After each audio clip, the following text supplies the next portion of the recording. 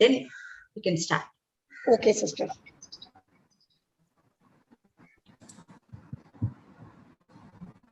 Good morning to one and all present here. I welcome you all to the first day of the Faculty Development Program on exploring new frontiers in chemical and biological science, organized by Marian Star Center, Department of Chemistry, St. Mary's College, Autonomous Thoothukudi, sponsored by the Department of Biotechnology. Let us start today's program by invoking God's blessing through our prayers.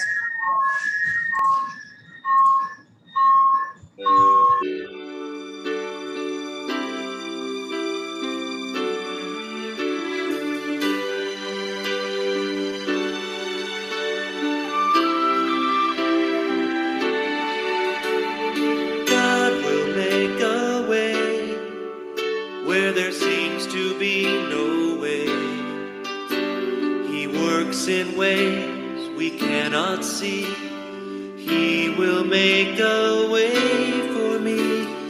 He will be my guide, hold me closely to His side. With love and strength for each new day, He will make a way. He will make a way. Make a way where there seems to be no way. He works in ways we cannot see. He will make a way for me. He will be my guide, hold me closely to His side. With love and strength for each new day, He will make a way. He will make a way. By a roadway in the wilderness, He'll lead me. Rivers in the desert will I see. Heaven and earth will fade, but His word will still remain, and He will do something new today.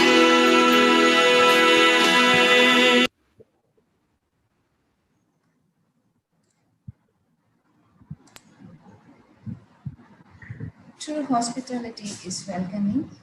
I invite Mrs. Rani Jaimary, Head of Department of Chemistry, St. Mary's College, to welcome the participants and also to introduce the chief guest. A very good morning to all. First of all, I thank God the Almighty for His immeasurable blessings upon us.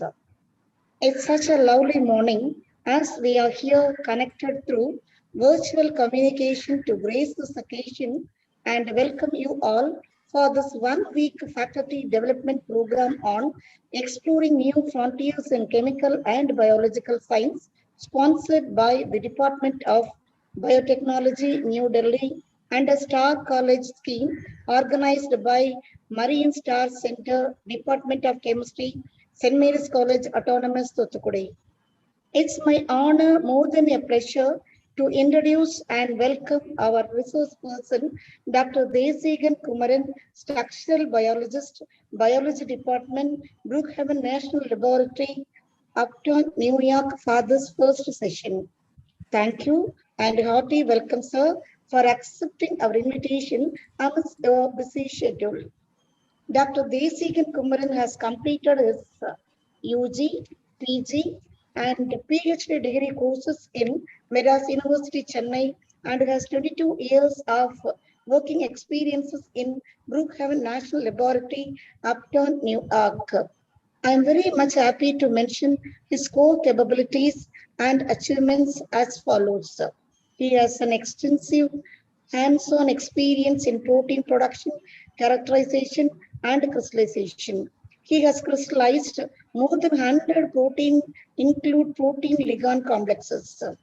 He has collaboratively led projects in neurotoxin and select A pathogens. He is also highly motivated structural biologist with a significant drug discovery experience in the infectious disease therapeutic area. He is an innovative X-ray crystallographer who has solved more than 100 crystal structures. He has a great record of 43 peer-reviewed publications. He has his technical skills and expertise areas are X-ray crystallography, molecular biology, biochemistry, enzymology, and drug design. His professional affiliations include American Crystallography Association, International Union of Crystallography, reviewer for many international journals, as well as grant and beamline proposals. He has been awarded BNL Spotlight Award for exceptional job performance in 2009 and 2020. He has been recognized as a research fellowship and research associate by Council of Scientific and Industrial Research, Government of India.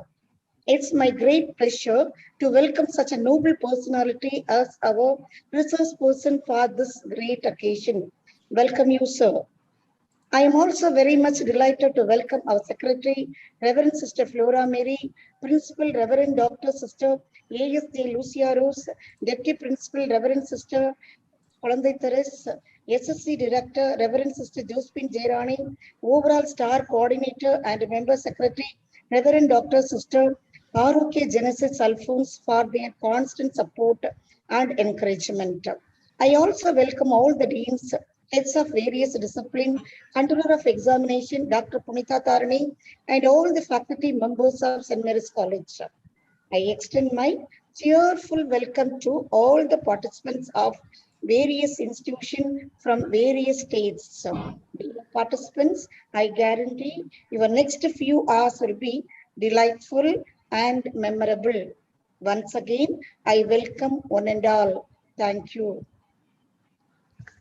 Thank you, ma'am, for your warm words of welcome. Next, I invite our principal, Dr. A.S.J. Lucia Rose, to felicitate.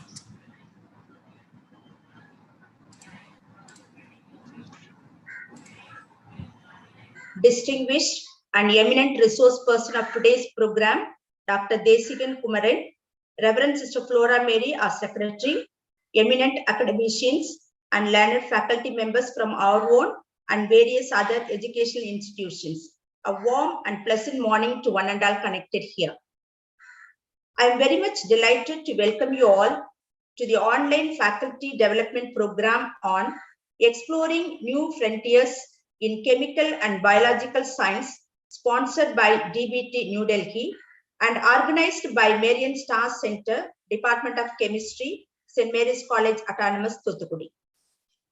At the outset, I wish to congratulate the head and faculty members of the Department of Chemistry for organizing this faculty development program, which aims to enhance the skills of teachers by updating them with the current trends in chemical and biological science.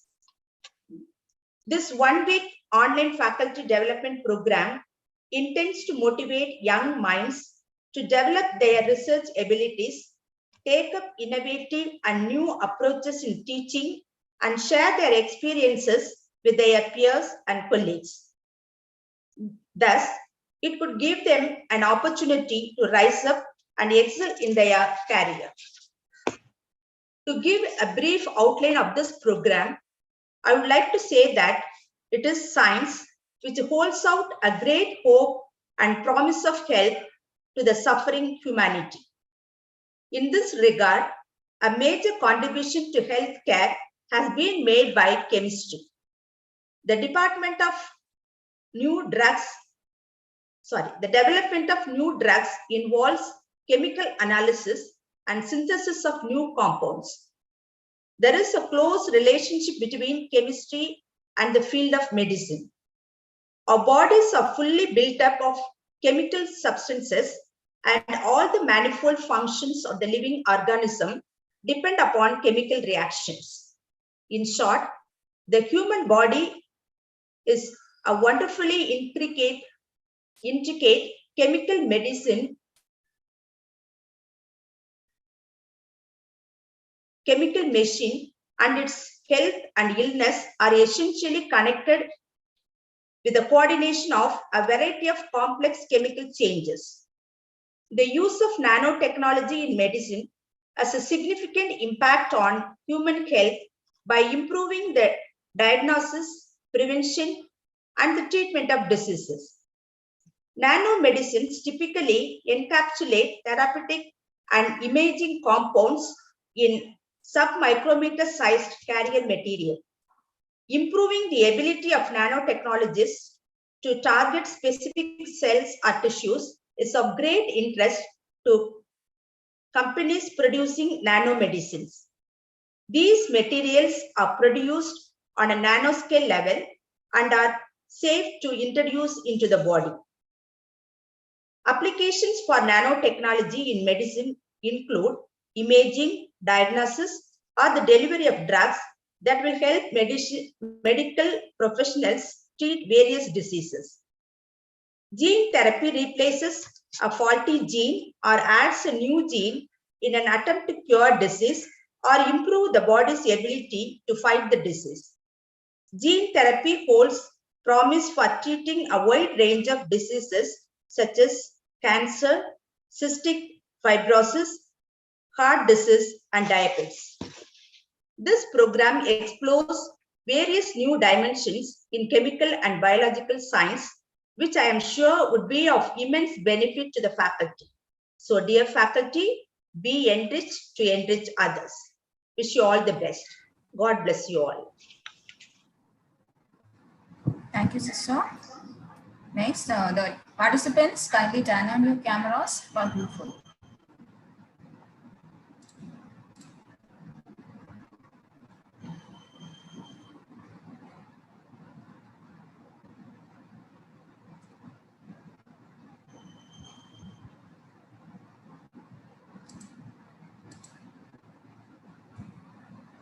Participants kindly turn on your cameras for group photo.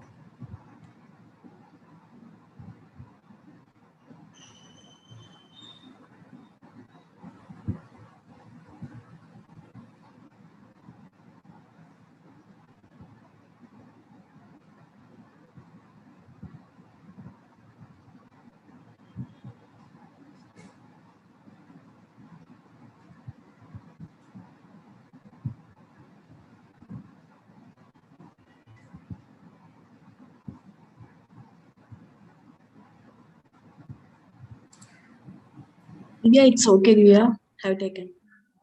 Thank you, participants.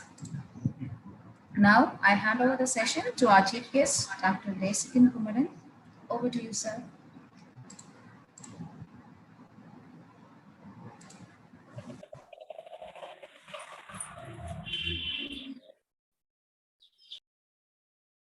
Do you hear me?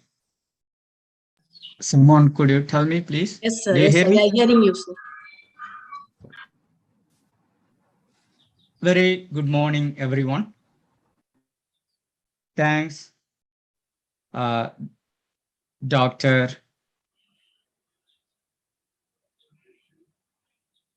Sister ASJ Lucia Rose, a principal, St. Mary's College, and head of the department, Dr. Ronnie Jayamary, for your kind introduction and invitation.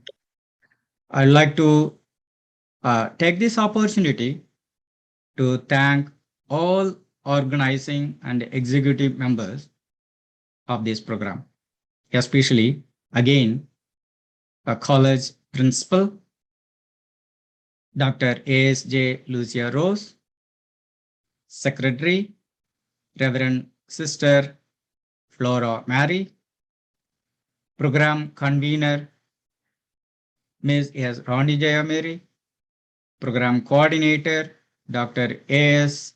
Alphonse, and Department Coordinator, Dr. I.A. Sophia.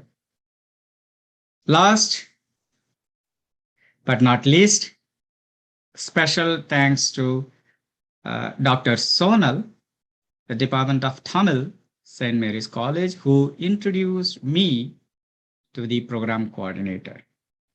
And it's a great organization. It's a great arrangement. And it's a great pleasure meeting you all and glad to share some of my research activities. Can I share my screen at this point? Sir. Yeah.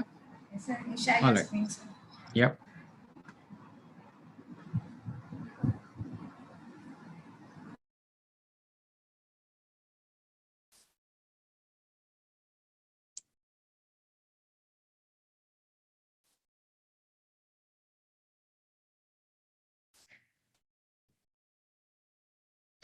Do you see my screen? Is it a Yes, sir. single screen or a dual screen? Is it single screen, or do you see my presenter view two screen or just one screen? On screen. Just one screen, right?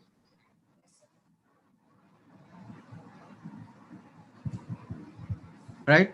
Just one screen. Do you all see only one screen, right? Yes, sir. Now two. Two?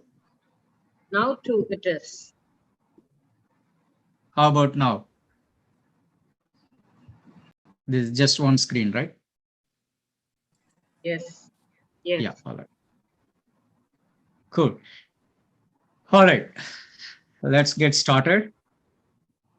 As you all know, my title of my presentation is a new structural paradigm in heme binding proteins. So as introduced by principal and the head of the department, I'm a structural biologist working at Brookhaven National Laboratory. This slide gives an overview of my presentation. So first I'm going to give very brief intro about structural biology, followed by the intro of the project. Just very brief intro. I'm not going very detailed. And then I will move on to the prediction of new heme binding protein families that I'm going to talk about today. All the predictions are from the genomics data. First family is a DUF 2470 domain containing protein family, in which I'll talk about the protein production and heme binding studies. And then I'll move on to the structural part of the protein, and not only just by itself and its complex with the heme. And then I'll talk about the new structural paradigm in the heme binding. And then I'll move on to the mitogenesis studies, some mitogenesis studies, and then propose the biological function.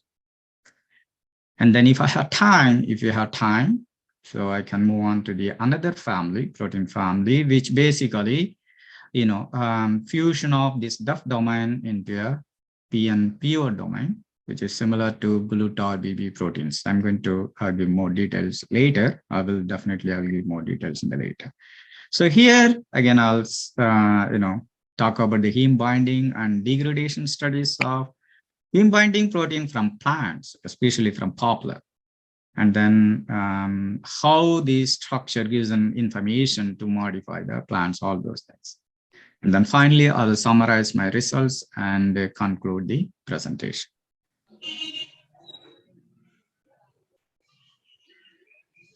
So Brookhaven National Lab is one of the 15 US government Department of Energy national lab.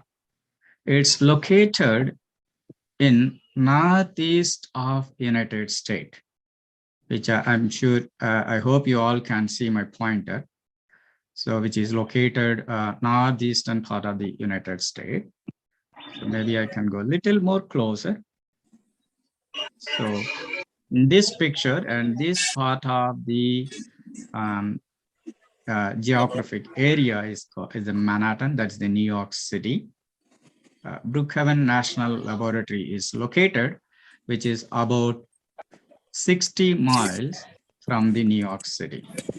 So it's located in a small island called Long Island, and it's surrounded by Atlantic Ocean, Long Island Sound, and the Hudson River. So far, Brookhaven National Laboratory, I call sometimes a BNL simply. The BNL is associated with the 7 Nobel Prizes so far, and two of them for structural biology studies. That comes under, actually nominated under the chemistry division. So this actually principal and head of the department gave very nice intro about me. So I'm not going to talk much. I just want to, a couple of bullet points to say a few words. I'm proud to say my achievements. So actually, we have developed, I've been the part of the development of drug against very dangerous neuroparalytic disease called botulism. It's a US Department of Homeland Security project. So we basically designed a drug, structure-based drug to treat the botulism. And also I played a key role and contributed significantly to the US government-funded National Institute of Health funded structural genomics project. I worked in this project for the last 15 years. It's also called the Protein Science Initiative. And also have contributed significantly towards the development of vaccine for the Lyme disease and Lyme disease. So, but now I'm currently focusing on 2 projects. One, COVID-19. This is I started right after the pandemic. Especially, I'm working in the structure-based drug development side. So based on the structure or using structure, I'm developing drug to treat the COVID-19 disease. And another project I'm working on is the Quantitative Plant Science Initiative. Simply we call it as QSOI. And this is the project I'm going to talk. I'm going to talk about a part of this project today. And basically, I'm going to focus only the structural biology aspect a little bit. This project was started as, this also recently started. It's just 2 years old. So I'm happy to share some of the results, structural biology aspect of the results. All right, coming to structural biology, we all know structural biology is an interdisciplinary science to study molecular structure of biological molecules such as proteins, nucleic acids, carbohydrates. So today, I'm going to talk about a little bit about the protein, structural biology aspects of the protein or structure of the proteins that are related to the QSI project, which is related to the agriculture. And that the structural biology is a combination. It's it's an interdisciplinary subject. So it's a combination of molecular biology, biochemistry, and biophysics. Coming to the applications of structural biology, it's widely used in medicine. This is the predominant application of structural biology. Also, structural biology is widely used in the agriculture, industry, and environment. So today, the focus of my talk is related to agriculture. That is application of structural biology in agriculture. And also, since I have another project I have working on some drug development, so I just want to give very brief intro about little bit about the application of structural biology in medicine, specifically towards the drug discovery. So structural biology, basically, structure-based drug design is one of the approach I am using to develop drug. Not only COVID, just any other diseases. We are working on multiple projects in collaboration. So other than structural biology, there are other techniques, like random drug screening, vaccine development, we all know for COVID-19, and the immunoassays, antibody.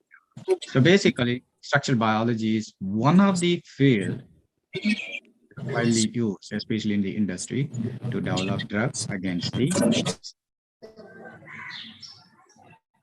So how or where the structural biology plays a role in the drug discovery pipeline. So this slide shows, just tentative pipeline, drug discovery pipeline. So as you can see, this drug discovery pipeline consists of two major phases and two minor phases. The first major phase is the drug research and development. And then the second larger phase or major phase is a clinical trial. So in between the phase 1 and the phase 3, there is a small phase or minor phase is called preclinical or animal studies. And then finally, the last stage is the FDA review approval or FDA approval stage. So it's a long process.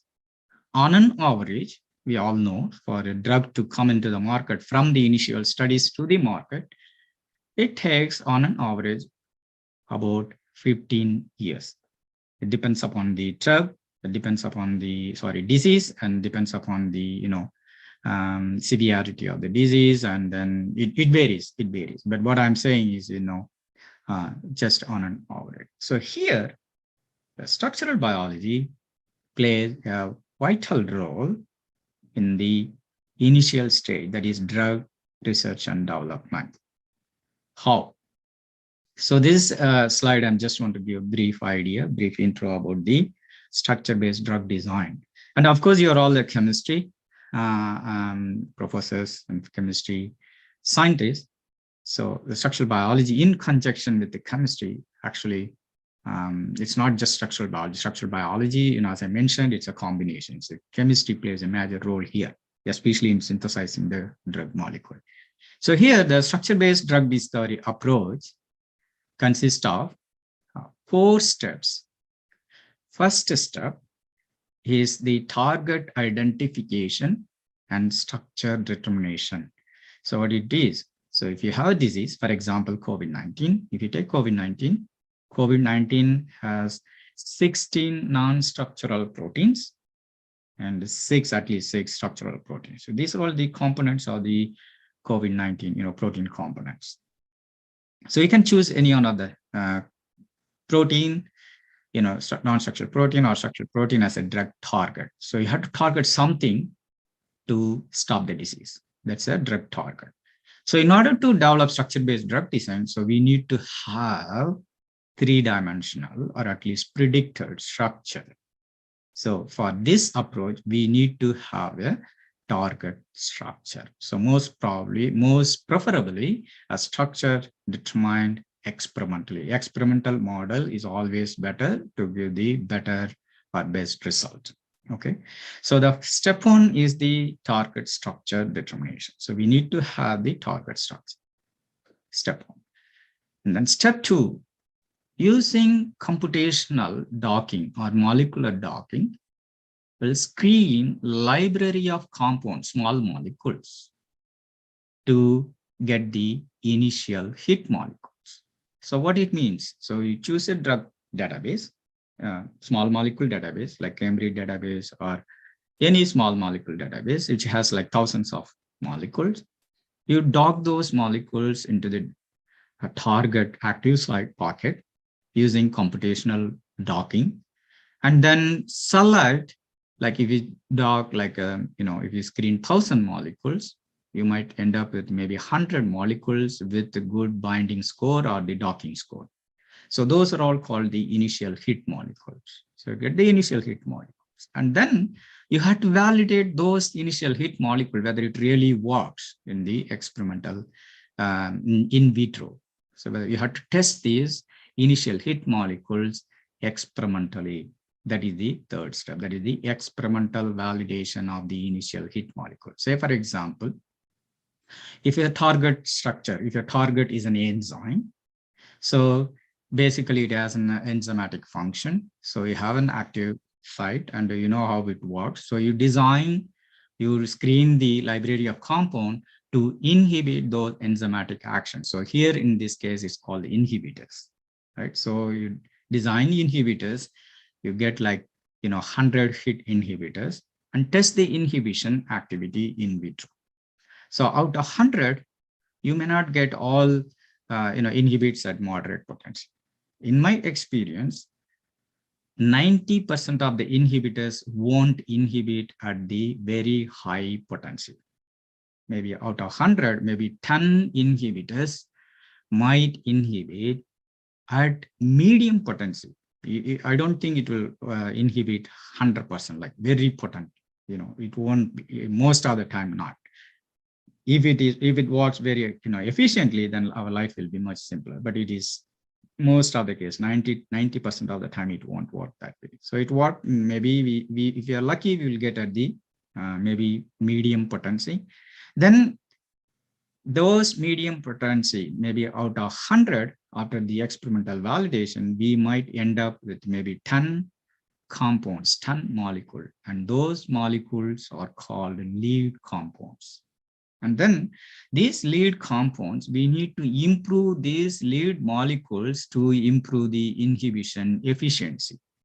How we can improve? So the one approach is to determine the complex structure of the lead compound with a target structure. So make the complex between the target and the lead compound to derive the molecular interaction between the target, that is target and then inhibitor, target enzyme and then inhibitor complex, right? So you can map the molecular interactions between the target and then lead molecule.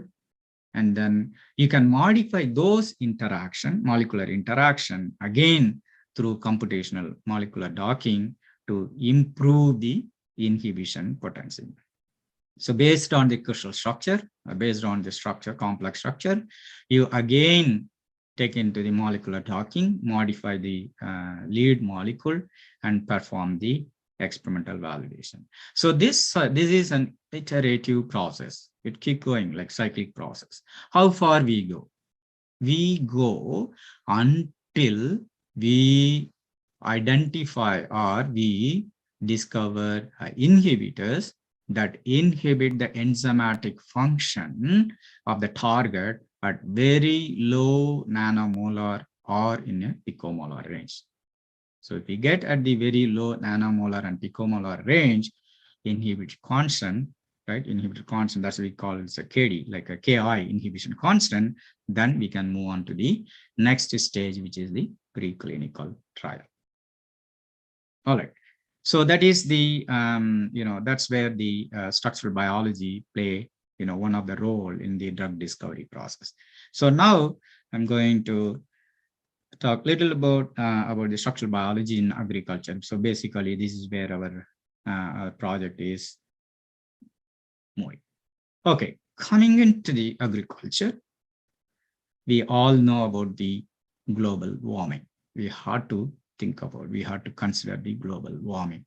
So in this slide, I'm showing some of the effects. I think most of you probably might know about these effects of global warming on agriculture. So basically, for example, increased frequency of weather extremes like storms, floods, droughts, changing the agricultural land, loss of diversity in fragile environments, tropical forests, and loss of fertile coastal lands caused by rising sea levels. So longer growing season in cool areas, right? And then more unpredictable farming condition especially in tropical areas, tropical country like in India. So many factors causing the agricultural land to reduce. So ultimately, we are losing the agricultural land and hence the agricultural product. Right? Agricultural product means like food and also other stuff. So how we can address this? So how we can increase the food production? There's another concept, as you might know about, it's called biomass production. So how we can increase the biomass production? So biomass is nothing but the mass produced from either from crops, agricultural crops, or by animals, but mostly from the crops. So the biomass production is it helps to produce food like rice, corn, wheat, all food products. Not only the food, other materials like, construction material, wooden materials, and then the bioenergy products like biofuels, like gasoline for the automobiles, and then heat, electricity. So these are all the bioenergy products. Basically, our agricultural land is reducing or remains same, but the population, human population is increasing, number one. Number two, the demand for the food, wooden products, food products, agricultural product like materials like teak, all those material, the demand for the wooden materials and bioenergy products are increasing because the automobiles are increasing, the construction, the houses are increasing. So where do we go? Our agricultural land is same, the biomass production is same, but unfortunately, the human population is increasing, and of course, the energy demands are increasing. So there is a imbalance between these. So this is the global warming, as we know. So global warming causing the agricultural land, reducing the biomass, ultimately the food production and the bioenergy. So we have to increase the food production and then bioenergy products. How we can improve, how we can address this. So simpler, or it put it in a simpler way. So we have 1 acre land. It produces, say, for example, 1 ton of rice, right? So the agricultural land is going to be same. It produces 1 acre, 1 ton rice. But we have to improve this to feed the more people because the increasing population. For example, I'm saying, so how we can improve from 1 ton rice to 1.5 ton or 2 ton rice. Just for an example, I'm saying, there are multiple other, same thing, wheat, maize, corn, all the wooden products, and then bioenergy products, how we can improve. So how to enhance the biomass production, or how to improve the biomass production. US government, it's a global issue. So US government investing a lot of money to address this issue. So US government is funding for multiple bioenergy center and another centers called scientific focus area, multiple scientific focus area and bioenergy centers to improve this, to address the biomass production. So one such scientific focus area called Quantitative Plant Science Initiative, we call it as QSI, was founded to address the biomass production. It was launched at Brookhaven National Lab about 2 years back. So what it is basically? So what is Quantitative Plant Science Initiative? I'll make it simple. So basically, so there are genomes, for example, I'm going to show. So, the plant genomes, there are a lot of plant genomes are studied the genomic level.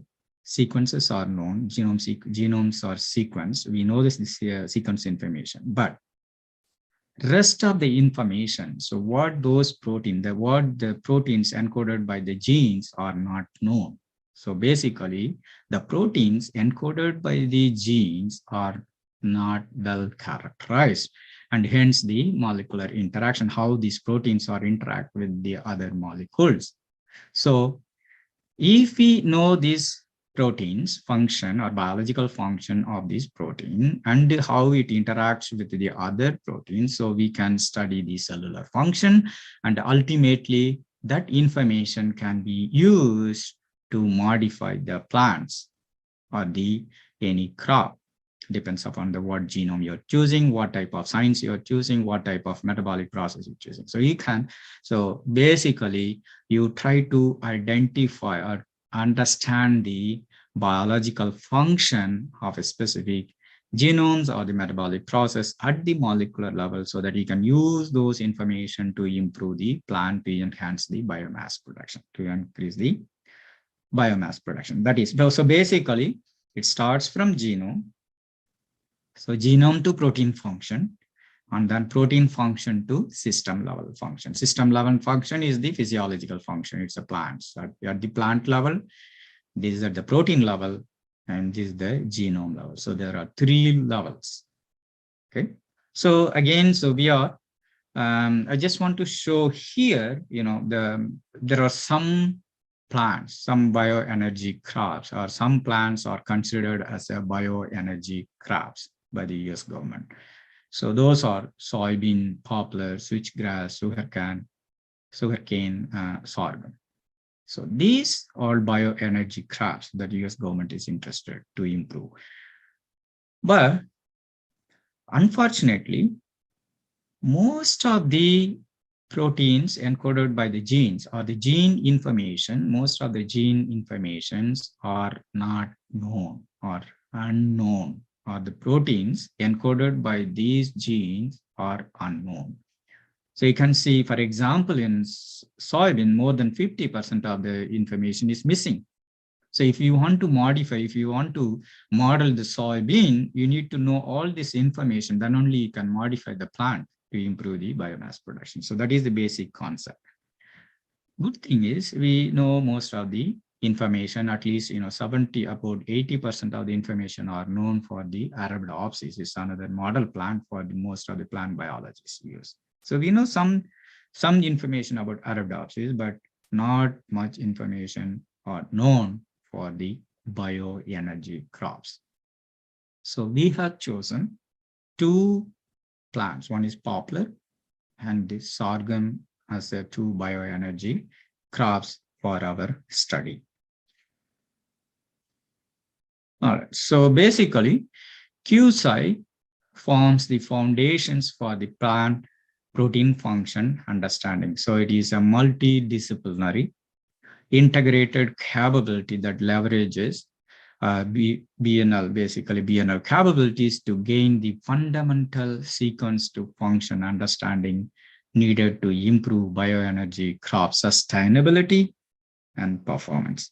So one thing I would like to mention, so the goal is not only improve the biomass, you have to consider the soil, the agricultural land. For example, in India, we have the drought lands, dry lands, or how we can convert the dry land into fertile areas. That is also another concept of the, US Department of Energy concept. So how we can increase the land as well as the crop to enhance the biomass production. So basically, our QSI project, it's a combination. It starts from genomics data, then genetics, and then to biochemistry, and then structural biology. So structure, and then based on the structure, model the plant, and then ultimately to the function. So here, the structural biology plays here, biochemistry, structure, and then modeling. So this is where the structural biology plays a role.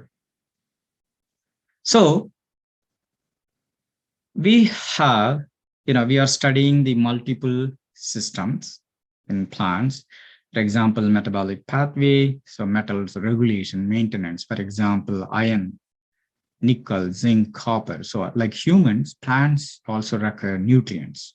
Metals is very, very important. Metal for the plant growth, metal, especially iron, is very important for the photosynthesis as well as for the other stuff I'm going to show. And also the membrane transport, cell wall modification, and then photosynthetic process.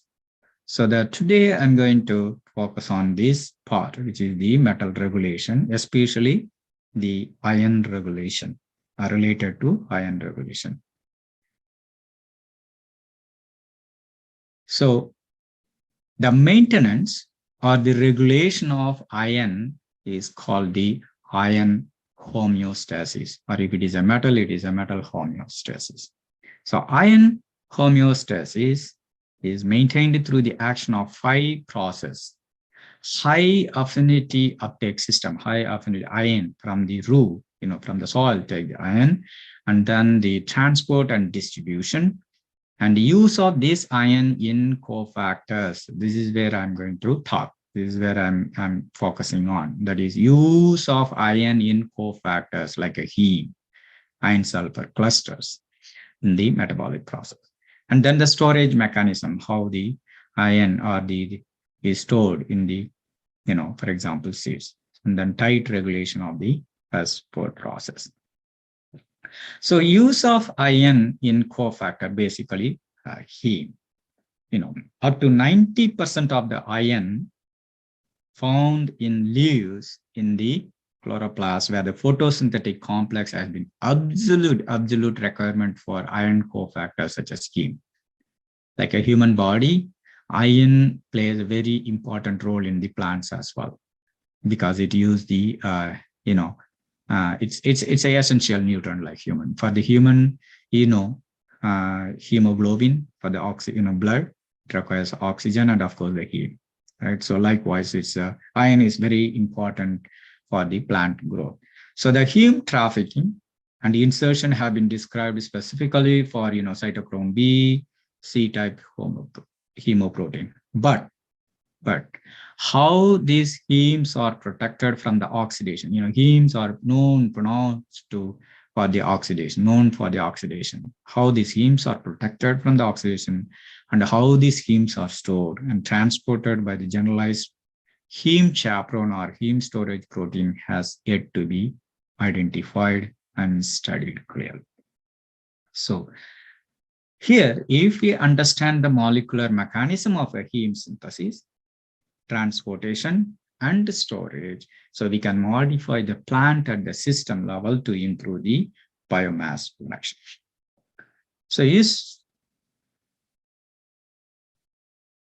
from the genomics analysis, so we have the genome. So we have chosen different genomes, mostly plant, as I mentioned, poplar and sorghum. But in addition, they have chosen cyanobacteria, one of the cyanobacterial homolog, just because the system is simple, so that we can use those information to the higher plant organism. So basically, from the genomics data, using phylogenetic and bioinformatics tools, we have identified a large protein family consisting of uncharacterized or putative heme binding protein. So you have the genome, analyze the genome using phylogenetic. It's basically a bioinformatics tool, a genetic tool to identify a protein family, which is basically uncharacterized or putative heme binding protein. But there are three distinct subfamilies. Within a big family, there are three subfamilies which have specific homologs or phototrophic specific homologs. So we have a huge heme binding protein family, and there are three subfamilies under it. So the three subfamilies might have basically might have evolved discrete function of heme sensing regulation, oxidases and the heme chaperones. So the three families are the family number 1, which contains a conserved domain called DUF2470 domain. So it's a domain name by itself is a DUF domain, which predicted to have novel heme chaperone activity, and it is composed, it is characterized, just in the cyanobacterial protein. And then another family, which is called family 2 subfamily, or it's also called glutamine tRNA reductase binding protein family, in which the DUF domain is fused to another domain, conserved domain called PNP-OX domain, PNP-OX-like domain. So this is actually another family. The third family, which is called Hugsy-Hudsey family. So here the same 2 domains, but the order of these domains are changed or switched. So these are all the 3 uncharacterized protein families we have chosen in the early stage. So I'm going to quickly go through what it basically, it's a predicted, it's from the sequence data. It's predicted. It divided, identify a large protein family, and it has a 3 subfamilies. They are going to characterize these proteins. But we are not going to characterize all the protein. We are going to choose one protein from each family, 1 or 2 protein from each family, and characterize them and derive the biological function of these protein. So first one is the family 1, which is from the cyanobacterial protein. It's a DUF domain, conserved DUF domain containing protein family. So it predicted to binds to heme. It's only theoretical prediction. So we have to validate. You have to experimentally show really whether it binds to heme, question number 1. And if it binds, how it binds, what are the heme binding amino acid residues, and then what is the biological function of this protein.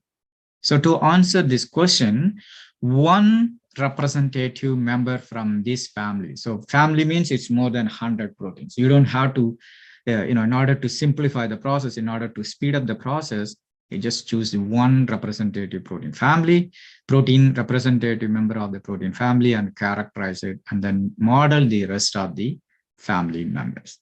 Okay, so one protein as a representative of this family, which is from this, of course, is still gene ID, SSR, whatever it is. So I just call it as QSI115 or simply Q115 for the sake of simplicity.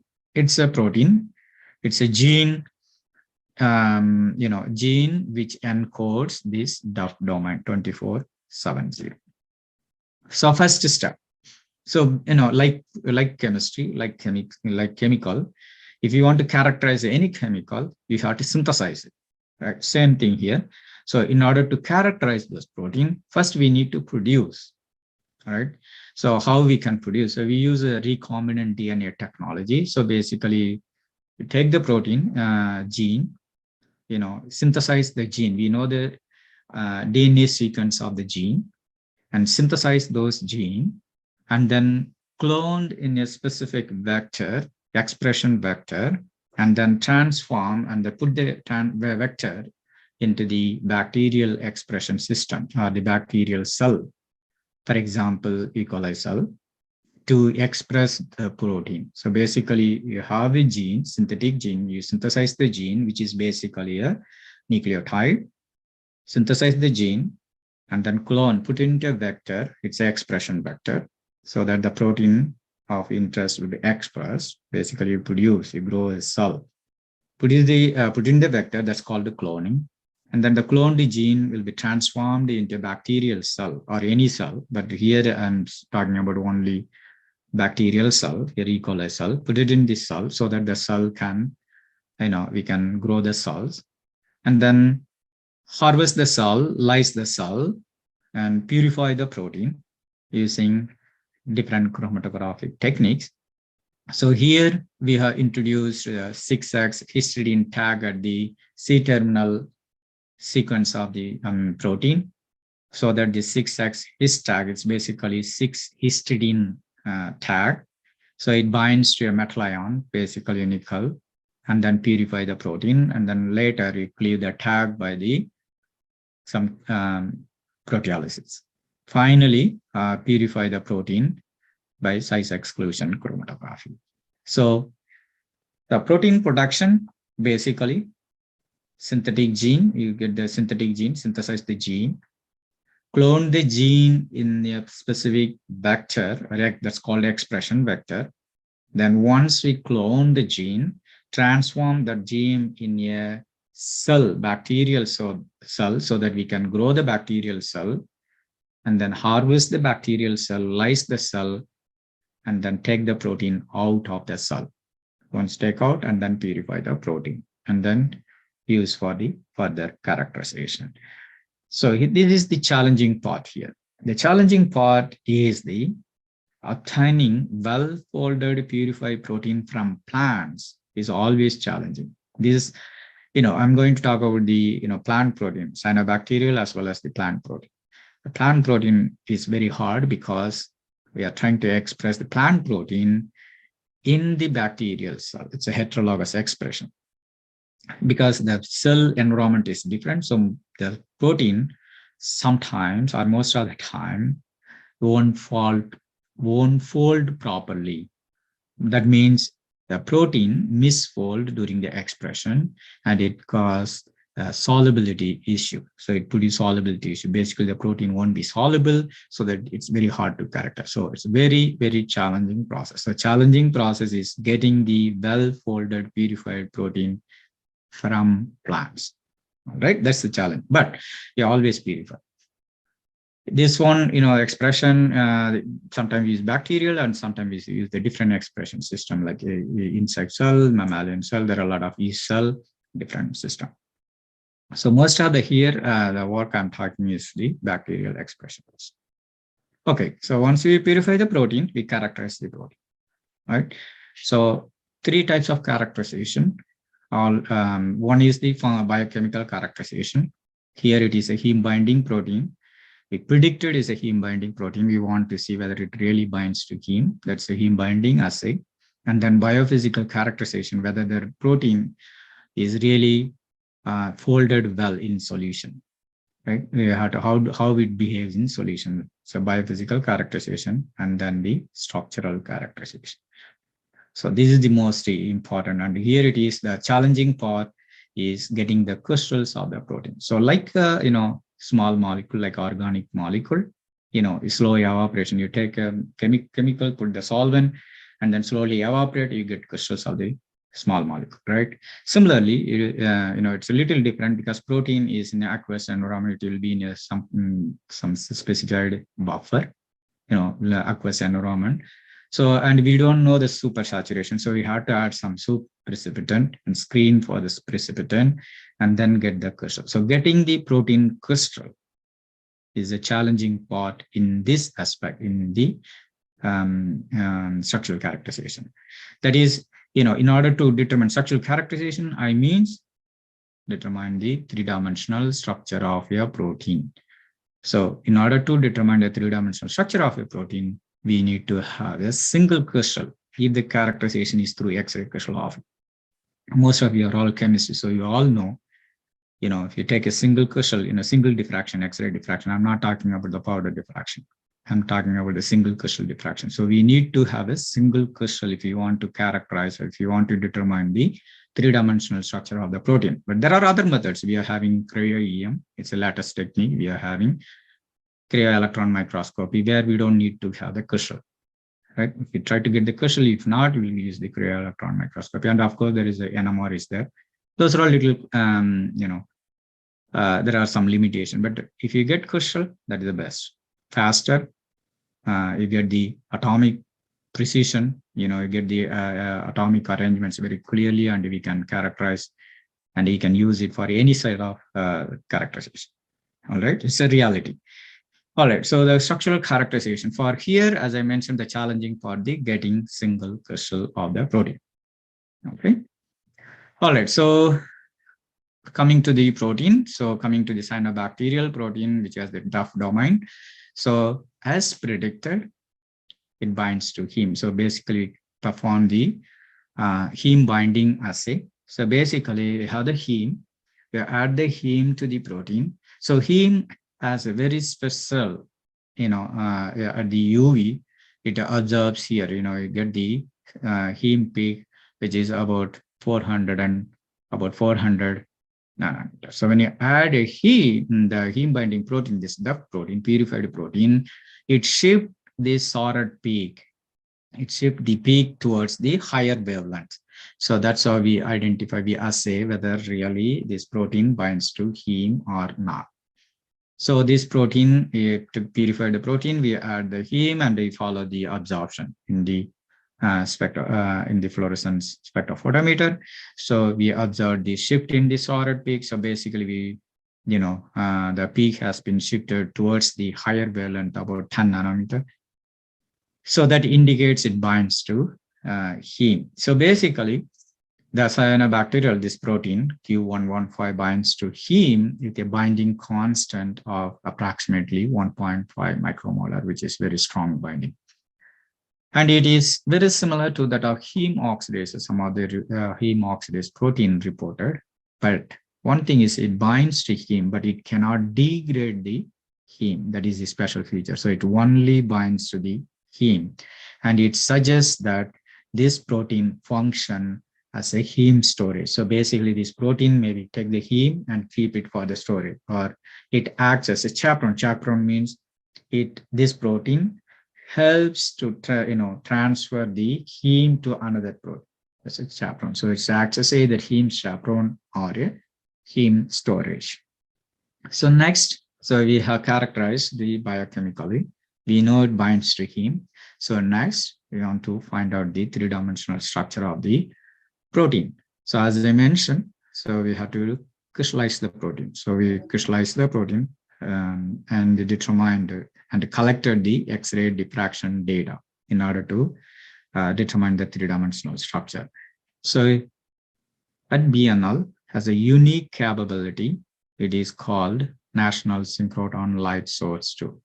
So it is a world-class facility where the very high X-ray beams are generated, and use those X-ray beam to pass to the protein crystal and collect the X-ray diffraction data and use the computational software to determine the three-dimensional structure of the proteins. So all the data, X-ray data, are collected at the NSLS2, which is located at BNL, which is actually next to my biology building. I'm in biology. This is in a different building, next building. And it is well-secured building because it's a high-energy X-rays place. All right, so this is the station where you put your mount your crystal. So you have the goniometer head, you have the crystal here. All the time the crystal will be in the liquid nitrogen. So this is called H station, beamline H station or beamline station. And the pass the X-ray, and then the diffracted X-ray is detected, collect, stored, detected, and stored. The detectors are high precision detector and collect the X-ray diffraction data. And we use multiple computational software to process the X-ray diffraction data and then determine the three-dimensional structure of the protein. All right, so here is the structure. So here is this is actually a quaternary structure of the protein. So it's a small protein, and it associates as a two dimers, dimer of dimers. So it basically the asymmetric unit or the simplest unit of the crystal has 4 subunits or 4 molecules. So each molecules are shown in 4 different colors. So basically this is a ribbon representation of a protein. Actually, these are one monomer or one subunit. This is another monomer or subunit. This third one, and then there's a fourth one. So there are 2 types of interaction, 2 types of intermolecular interaction. One is through the beta strand, means so the C-terminal beta strand of another one subunit interacts with the beta sheet of the another subunit. That is the beta sheet interaction. And then second one is through the metal ion. One is through the beta sheet interaction, and another one is through the metal ion. Here is the important part, or interesting part. This protein was predicted to bind to heme, but we didn't expect to have a metal ion. We, by sequence analysis, we couldn't predict that it has a metal binding site. We thought it binds to whatever the conserved residue, we thought it binds to heme. But here we found a metal binding site. So basically, the metal binding site we have identified as a zinc. So the zinc has in the tetrahedral coordination, and the 3 coordination is from one subunit, and all the nitrogen, all the 3 coordinations are from the nitrogen atoms of the histidine residue, which is the imidazole moiety of the histidine part. So 3 coordination from one subunit, and then the 4th coordination is from another subunit. The 4th coordination is from the oxygen atom of the glutamic acid residue. All right. So what is the information we are getting? So it associates as a dimer, right? And then it has a metal ion, which is unexpected. And that the metal ion the zinc ion forms a tetrahedral geometry and coordinates to 3 histidine from one subunit, the 4th coordination from the glutamate. All right. So now we know the structure of the native. So now the next question is, we showed that it binds to heme. Then we want to know how it binds or where it binds, right? So we do not know, this is the native structure. So where it binds in the structure, we want to know how it binds, right? So in order to determine the heme-bound complex, we co-crystallize this protein, the duct domain containing protein, this target protein with the heme. So basically you take the protein, add a heme, and then mix it, and then set up crystallization, and then get the crystal, and again collect the X-ray diffraction data and determine the structure. And here is the structure of the heme-bound complex. So here, the heme is bound at the interface between the 2 molecules, or in other words, 2 molecules forms a dimer and the heme binds at the dimer interface. Again, this is a cartoon representation. This is a cartoon representation of one monomer, cartoon representation of another monomer, the heme, which is shown in the red color space filling model, right? And then the metal ions, the zinc ions are located here. So there are 2 dimers, but the functional biological unit is a dimer. So there is 1 heme per dimer, and that the dimer binds at the dimer interface. So basically the heme is sandwiched between the 2 monomers. So 1 monomer, another monomer, heme is in between, right? So you can take a look here, 1 monomer, and there is another monomer. It's a heme, and then the zinc ion. This zinc ion corresponds to this subunit, which is shown in the green color, and this blue, Marian blue is from this monomer. So 1 zinc. So heme, zinc. So take a closer look again, go at the atomic level. So it's a 1 subunit, there's another subunit, same thing here, and then the heme molecule is shown in the stick model, where you have the ion at the middle of the heme, and this ion forms a coordination with the histidine 79, and this histidine forms a coordination with the zinc ion of 1 subunit, and same thing here, ion from the heme coordination are coordinated to histidine 79 of 1 subunit, and then to the zinc. So basically, the heme is saddled by these 2 zinc ion.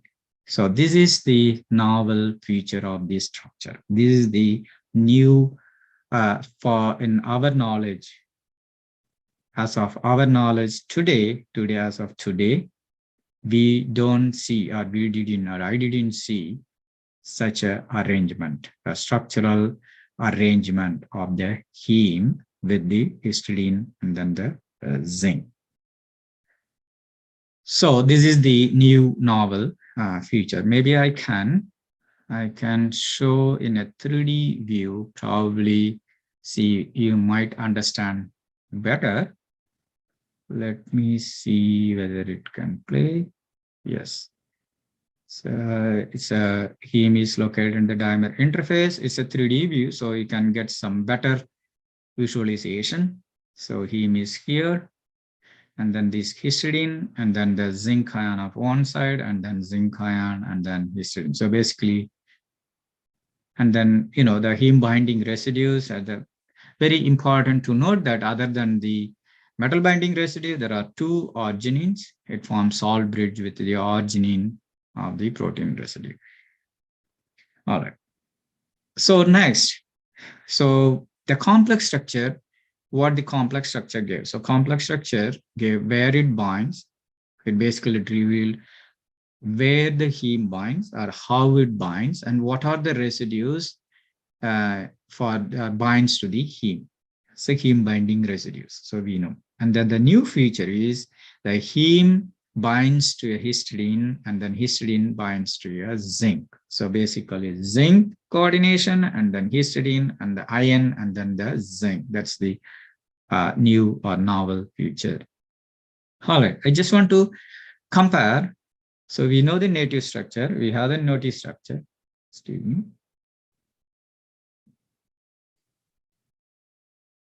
We have the native structure and we have the heme-bound structure. So what is the conformational difference between these two? So upon binding, heme binding, if there is any conformational change. Yes. So you can see from here is the native conformation where there is zinc, and the fourth coordination I just modeled as a water molecule in order to simplify it. So 3 histidine, and the fourth coordination native zinc. In the complex, these histidines are moved about 1 angstrom. This histidine 21, histidine 16 move about 1 angstrom toward the surface. And there is another, the histidine 79, which basically bridging histidine moved about 2 angstrom, about 1.7 angstrom toward the other side to accommodate the heme. So probably I can get the 3D view. Let's see, this is the heme. Sorry, native. All right. So just a second. Yeah, so native, you can see the tetrahedral coordination of this heme, 3 histidine, and then zinc. So upon heme binding,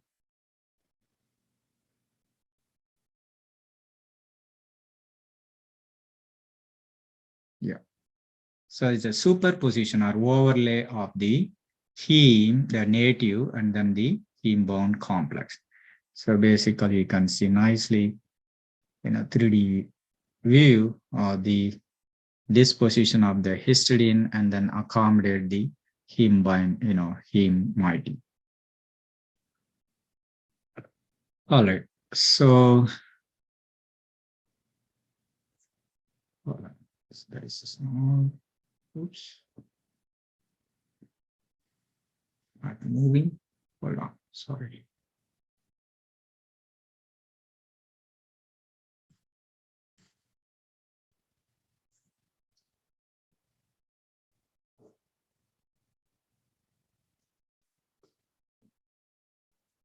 All right. There's some issue. Sorry. All right. So what we have done, so we determined the complex structure, and we derived the heme binding residues based on the structure.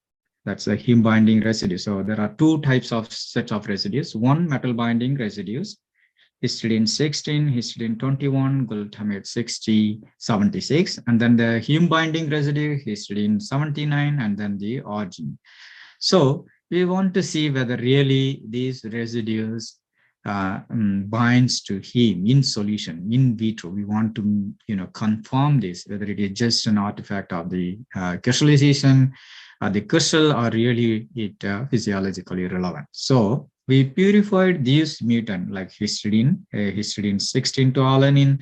We mutated those residues, right? Histidine 21 to alanine, and then the histidine, most importantly, the histidine 79 to alanine, and then arginine 90 to alanine. So there are 2 types, as I mentioned, 2 set of residues. One, the metal binding residues, and another one is the heme binding residue. So we mutated a bunch of residues, and we measured the heme binding. As you can see on my right-hand side, so this is the native enzyme. So absorbance, UV absorbance that corresponds to the wild type. So when it binds to heme, it really gives very good absorbance of like about 1. When the mutants are showing decreased binding, as you can see here, histidine 79, and different multiple mutants. And interestingly, our arginine 90, histidine 79. So basically, this arginine forms a salt bridge, and then the histidine 79 forms a coordination with the zinc as well as the iron of the heme. If we mutate this, at least myself. So I expected if you mutate this histidine, I thought it won't bind to heme. But interestingly, it binds to heme, but not at that level, but still it binds to heme. And also the double mutation, that's mutation of this histidine and mutation of this arginine, I thought it will completely abolish the heme binding. But in reality, it didn't. It's a really surprise for me. Why? So then I just want to investigate this, because we know that structurally this arginine binds to propionate moiety of the heme, and then the histidine form the coordination with the ion atom ion of the heme, and then the zinc. Basically, if you mutate this histidine to alanine, so it lacks this coordination, I thought, and then this arginine, we lose the salt bridge interaction. I thought the heme won't bind, but interestingly, it binds, but not at the, like a wild type, but decently at medium level, it binds to heme. And then there is one mutant, which is histidine 16 and then histidine 21. It's actually double mutant of histidine. That's metal binding residues. Metal binding residues, histidine 61 and histidine 21 double mutant completely abolish the heme binding. So that makes sense to me, because if you mutate these two histidine residues, there is no zinc ion, because the zinc will be out. There is no metal binding residues. There is no zinc coordination. So zinc is chelated out. Zinc will be out because there is no imidazole moiety. It will be only alanine. So the zinc will be out. So then there is no heme binding. So it's basically, it suggests that the metal binding residues are very important for the heme binding. All right. So in order, I just want to investigate why those double mutant, especially histidine 79 and arginine 90, binds to heme. So look at this structure again. So the heme binds at the dimer interface. So the dimer interface basically all from these helices, alpha helices. There are 4 alpha helices. These are all surface exposed to helices. When it binds to heme, it comes together, right? So when you mutate, any sort of mutation in this residue, in these helices, all these heme binding residues are in that heme and the helices. If you mutate this residue, it's highly flexible. These helices are flexible. It undergoes conformational change, and it basically try to bind through some other residue, which I had derived based on the modeling. For example, the mutant H79A, so this is the histidine 79A binds to heme. When you mutate this to alanine, and there is a neighboring residue, which is aspartic acid 77, this helice under conformational change, and then this aspartate 77 comes close by and makes coordination with the ion of the heme. So this coordination, basically, if you mutate histidine, so the helix under conformational change, because it's on the surface, so it's highly flexible. This helix is under, the loop region, and it is especially it's on the surface, so it's under a conformational change, and then the aspartate ion comes and forms the coordinate. This is by modeling. So basically, aspartic acid 77, number 77, compensate the histidine 79 position, right? That's why when you mutate the histidine 79 to alanine, you didn't see the loss of heme binding activity. You still see the binding because there is a conformational change, and that coordination is managed or compensated by another residue. This by modeling. Then come to the arginine 90, which forms the salt bridge interaction. So basically, you can see here, this is a propionate moiety of the heme, and it forms a salt bridge with the arginine. When you mutate this arginine to alanine, and there is an nearby lysine residue, which also has a positively charged lysine, NH3+, and that forms ionic interaction or the salt bridge interaction, ionic interaction with the propionate moiety of the heme group. So basically, there is a nearby residue that compensates the arginine, but arginine is stronger because it has a 2 nitrogen NH plus, so it's a quaternary positive charge, quaternary ion. So it is a positive charge. So it forms a salt bridge with the negatively charged propionate group, acid group. But when you mutate this arginine, there is a nearby lysine residue, it forms an interaction, but it is little weaker than the arginine, obviously, right? So that's why when you mutate the arginine, it still binds to the heme. So as you can see here. But when you mutate both residue, arginine 90 and histidine 79, so basically there is a 1 aspartate 77 and then the lysine 87 compensate those two interactions. That's why the double mutant didn't abolish the heme binding activity. And then the H16A is also, it's one of the metal binding residue.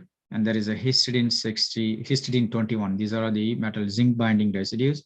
When you mutate this histidine 16, there is a nearby aspartate 20 compensate this interaction here. So if you mutate this will go and form the coordination. If you mutate this, and this might go and form the coordination. But if you mutate these two, there is only one coordination. So it lacks another coordination. So zinc is out, and hence there is no heme binding.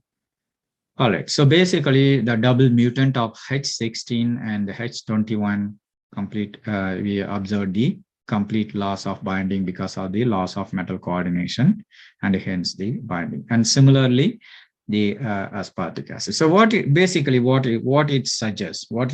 So this protein is highly secure, and it provides double layer protection to the heme.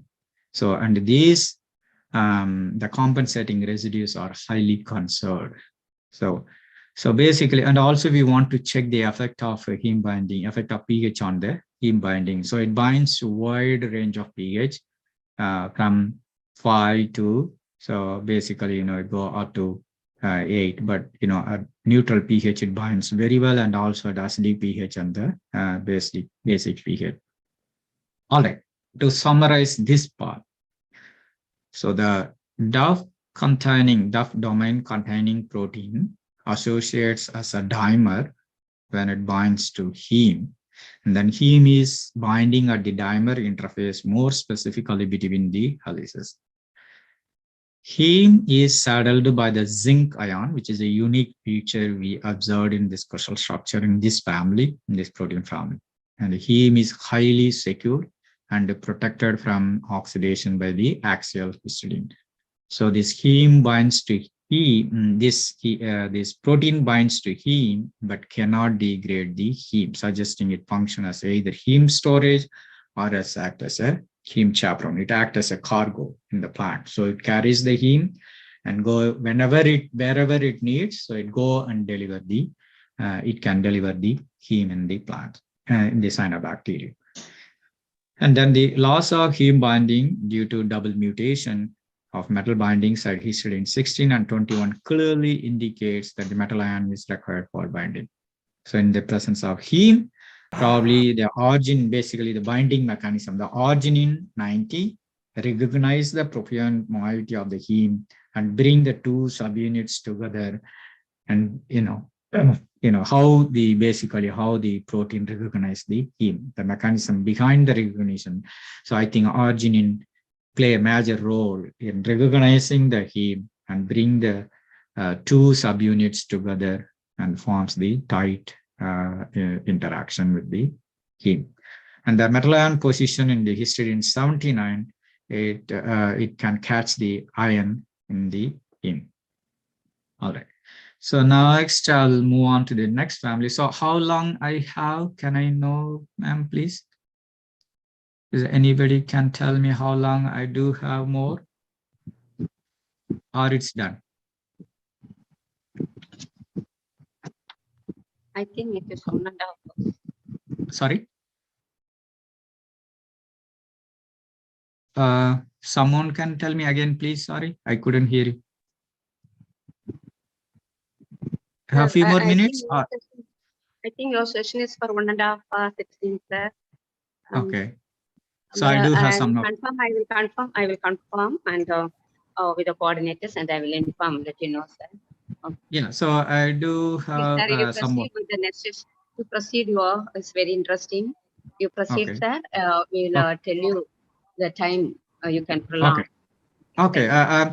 So I'm almost done. I'll just go through the another family, explain briefly, and then finish it. I don't want to take too much of your time. All right.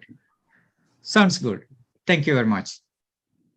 So the first family, so we studied, very well. We characterized the protein. We established or demonstrated the heme binding properties, and we proposed the biological function of the protein. So next one, the simple. These are all the like a test cases. I'm not giving complete picture, just test cases. How this, these structural biology studies can use to bring out the molecular function and those information. And the next step basically use those information at the system level to enhance the plant biomass. That is a different story.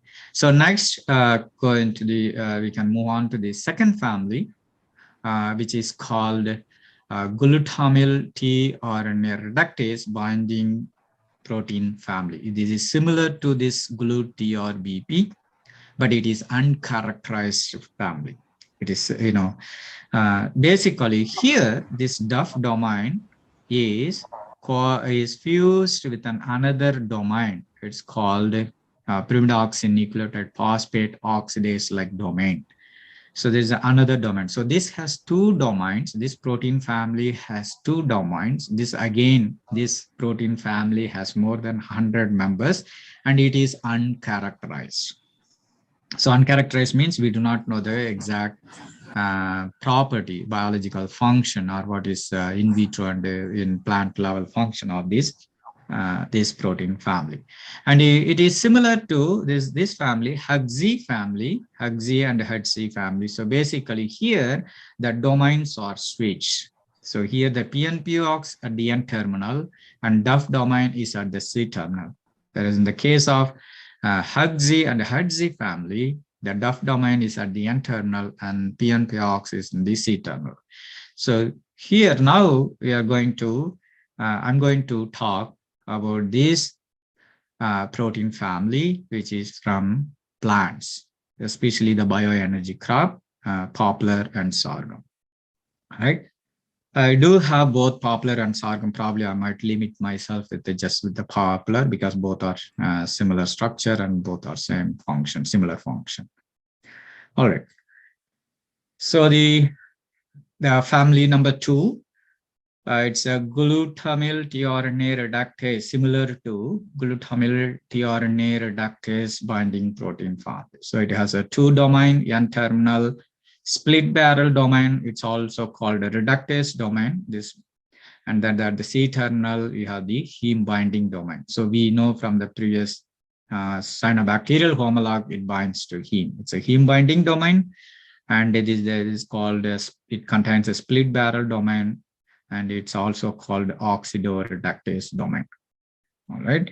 So basically, we are working on both, poplar and sorghum, but I'm going to today, just in this talk, and just focus only on the poplar, which is basically bioenergy crop. That's what we wanted to explore to enhance the biomass production. Okay, so this gene, again, the synthetic genes are cloned in PET29B vector, as I mentioned before, and the genes were expressed, purified, and then, as I mentioned before, right? And then a purified protein, and then check the heme binding, right? So this importance of this protein, special feature of the protein is it binds to heme, number 1.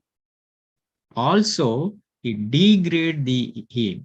So it has 2 features. 1, it binds to heme. So in this plot, basically in this slide, I'm showing the heme binding properties at different pHs. So it binds from pH 5.2 to 7. So basically, the shift of the heme binding, the sorted peak. So it binds to heme at various pH, basically from 5.2 to 7.5. And also this protein is localized in the stromal fraction, so basically in the plant. All right, so and also heme binding, it degrades the heme. So when you take the protein, add to the protein, and it binds to heme. And also after a while, then it starts degrading. It basically, it degrading the heme into product. So this is where, this is the plot, it shows the heme degradation. All right. All right, so the next step, so we purified the protein and then we found that it binds to heme and degrade the heme. The next question is, we want to determine the three-dimensional structure of the protein. So as I mentioned, the protein was crystallized. One of the technique called sitting drop vapor diffusion technique. It's like as I mentioned, it's like a small molecule, but it's a little different. And then the X-ray diffraction data were collected, the same beamline, and the resolution, the quality of the data is decent. It's, so basically, determine the structure and then refined everything, all the crystallographic parameters. I'm not going into detail. So basically, we crystallize the protein and determine the structure from the X-ray diffraction data. So what you are seeing is the three-dimensional structure of this protein. So as I mentioned, this is a two-domain, and again, it associates as a dimer. So it forms a dimer. So what you're seeing here, the green color, it's a ribbon representation of this protein. It forms a dimer. This is one monomer or one subunit. This is another subunit. It's another monomer. But each monomer has two domains. So this is the C-terminal heme binding domain, and this is the reductase domain. So this is same thing here, N-terminal reductase domain or PN-POX domain, and this is the heme binding domain. So here, interesting part is the N-terminal PN-POX or the reductase domain come together and associates and forms a dimer here, but not the C-terminal. The heme binding domains are a little far away. So I can show you the 3D so you can get the better understanding. So here, see here. So this domain, basically the dimeric association, it forms a dimer. Dimer means two monomers come together, right? So it forms a dimer. The dimer interface is only at the N-terminal, reductase domain. It's also called split barrel domain. But the heme binding domains are not interacting, right? So what is the interesting feature here? You can see that there is we determined basically in the crystal structure. So we identified a metal ion. In fact, two metal ion. One at the dimer interface, nickel ion, basically it's a nickel ion. One at the dimer interface, and another one at the heme binding domain on the surface. So basically, two metal ions per subunit, per monomer. So one in this blue color, Marian color sphere is nickel ion. There is another nickel ion here, right? So here, so one. So same thing. For this subunit, you can see there is one nickel ion here, and there is another nickel ion here. So basically, at the dimer interface, so you can see there are two nickel ion, but on the surface of the heme binding domain, we have two. So per monomer, two metal ion per monomer. This is unique. We never at least on my experience, I didn't notice any, at least here in the dimer interface, I didn't notice or I didn't see any of the protein which has the metal ion at the dimer interface. That is a unique feature. But I have seen the metal ion at the heme binding, even in our previous cases. But here, this is very unexpected. We couldn't identify at the sequence level by the bioinformatics analysis. All right, so now, so I'll just go a little bit detail in the metal binding sites. Let's see whether I can. Yeah, I cannot move. Right, just escape. All right. And then, right.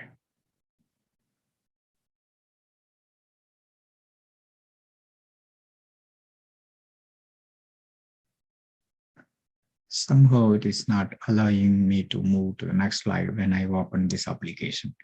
All right, so now you can see the metal, the nickel ion. Right, sorry.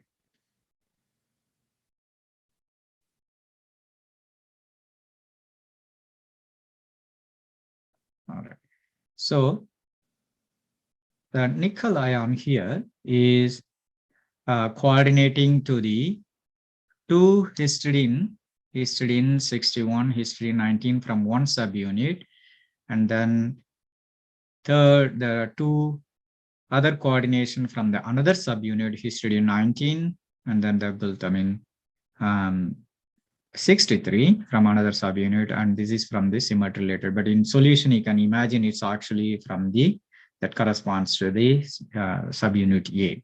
So basically here we identified a nickel ion, and here the nickel ion forms octahedral geometry, that's 6 coordination. So 5 coordination from the protein residue, and the 6th coordination is by the water molecule. So this is, I'm just showing one of the nickel ion at the dimer interface. So I can zooming out the whole molecule. Oops. Sorry.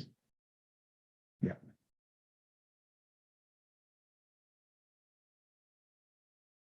It's yeah. All right. All right. So this is the I'm just trying to show the 3D view, but the program, something is happening. It's not okay. All right. So this is one subunit. You can see the green color is one subunit, and then the blue, the marine blue, is another subunit.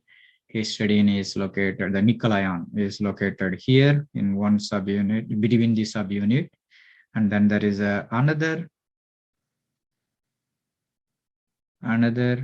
metal ion is located on the surface of the protein, which is at the heme binding domain. There are 2 histidines here, and rest of the coordination, 4 coordination is by the just by the water molecule. So this also forms octahedral geometry, octahedral coordination, and this histidine also forms the octahedral coordination. So basically, so what is the structural information? So one, it forms a dimer, and the dimeric association is at the N-terminal split barrel domain, and at the dimer interface, we identified a metal ion, it's a nickel ion, and the nickel ion forms the octahedral geometry. All right. So here is this basically, static picture I already explained. So briefly, it forms a dimer, and then each monomer has a 2 domain, N-terminal domain, it's a split barrel domain, and then the heme binding domain, and there is one metal ion at the N-terminal split barrel domain, and there is another metal ion at the heme binding domain. So this is the static picture. Is a 2D picture of the nickel ion, which is here. It forms octahedral geometry, and then another nickel ion is on the surface. 2 of the histidine coordinate to this nickel ion, and the 4th coordination are from the surface from the water molecules. That's all right. All right. So, sir, hello. Excuse me, sir. There's a question. Very sorry for interruption. For this mutagenic, what type of mutagenic techniques you applied for this mutation studies? Yeah, it's called site-directed mutagenesis. Oh.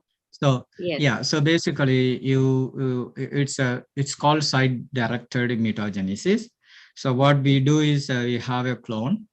You have the you have the native DNA gene, right? DNA sequence. So you basically replace the nucleotide that corresponds to amino acid. Say, for example, you have a arginine to alanine. So you take out these 3 nucleotides. So basically 3 nucleotide encode 1 amino acid. Okay, so you take off these 3 amino acid and replace with the other 3 take out 3 nucleotides and replace with the other 3 nucleotide that corresponds to alanine. Simple, right? And when it express it, it won't express the protein with has arginine. Instead, it express the alanine. So it is called site-directed mutagenesis. Yeah. Hello, sir. Thank you very much, sir. Regarding this iron zinc zipper mechanism, this you said always the zipper mechanism taking place between histidine and arginine. Is there any possibility if suppose this metal binding doesn't always have consort sequence in all type of iron binding protein? No. It's always specific to histidine and arginine. So the arginine, so most of the, because the propionate moiety, so you have to think, chemistry. So you have the propionate group. Propionate group is a carboxylate group, right? COO minus. So it has a preference towards the arginine moiety, arginine residue. So arginine basically has a positively charged.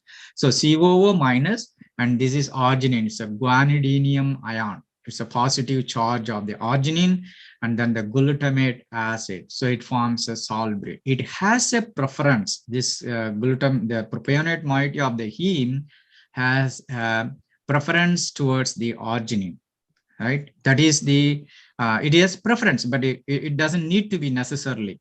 It could be through some other residues.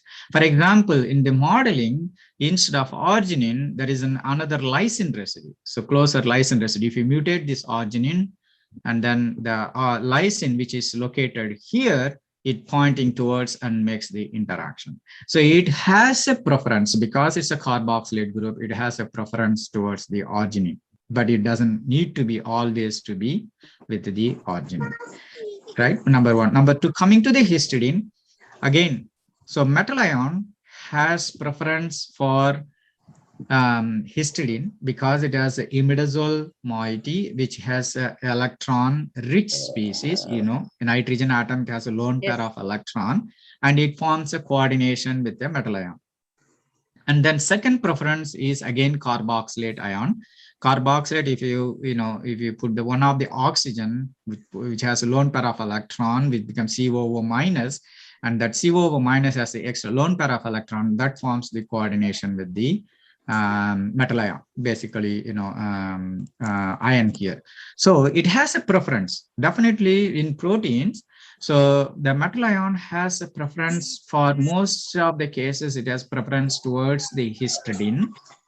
And the second preference is towards the oxygen, which is a carboxylate group containing amino acids such as glutamic acid, aspartic acid. And then the third preference, there is another residue, one more residue. It's called cysteine, where thiol group, SH group, has a preference. So these are all the possible 3 preferential side chains, amino acid, that forms a coordination with the metal ion, right? So iron, definitely iron, zinc, copper, nickel has more, preference towards the histidine, and then the carboxylate residues like aspartic acid, glutamic acid, and of course zinc finger, for example, zinc has more preference towards the cysteine, right? So, these are all the preferences, amino acids for the metal binding. Am I explained your question? Am I answered your question? Since I am from biological side, my doubts would be of particularly much related to this chemical side. Yet I have some idea. Then one more doubt, sir. What are other molecular chaperones taking part in this binding process, so that proper configuration of protein structural configuration of protein is maintained in the So- biological system? Yeah, it can be. So chaperone, so basically if this protein acts as a chaperone, so chaperone means it has the heme, for example, it has a heme. Chaperone means it takes the carry the heme and it transfer this heme to another protein, right? That's a chaperone. Chaperone means it helps to transfer any sort of small molecule like nutrients, like metal ion or the cofactor like heme to another protein. Okay, so when you transfer, basically this conformational feature of the chaperone protein changes a little bit. It undergo conformational change and it release the, for example, it release the heme here, it release the heme, and then the accepting protein should also has the heme binding properties, right? So you have a chaperone. This is a chaperone. You have heme binding. This is assuming it's a heme binding protein. So in our case, I mentioned it's a chaperone. It could be a chaperone. Yes, because it has a heme binding, so it binds to heme and it goes into the plant, or whenever it requires, whenever the other protein molecule or wherever it is necessary, it requires, some other protein required heme for its biological function. So it goes and release the heme to the another protein. So this protein, that means it should have the binding feature, right? It doesn't need to be the exact three-dimensional structure of the protein, but it has some sort of heme binding motif to take that binding, to take the heme. It transfer the heme, this should be able to catch the heme. So that means the structure doesn't need to be the same, but the accepting protein should has the heme binding moieties, like the histidines and the arginines, right? Thank you, sir. Thank you, sir. Yeah, am I answered your Yes. question? Yes, sir. Again, one more doubt actually.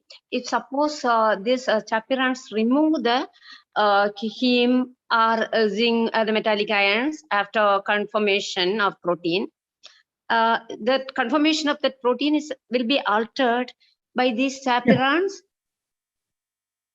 Yes, so it both should be undergo slight conformational change, because this That time chaperone function protein, will be altered?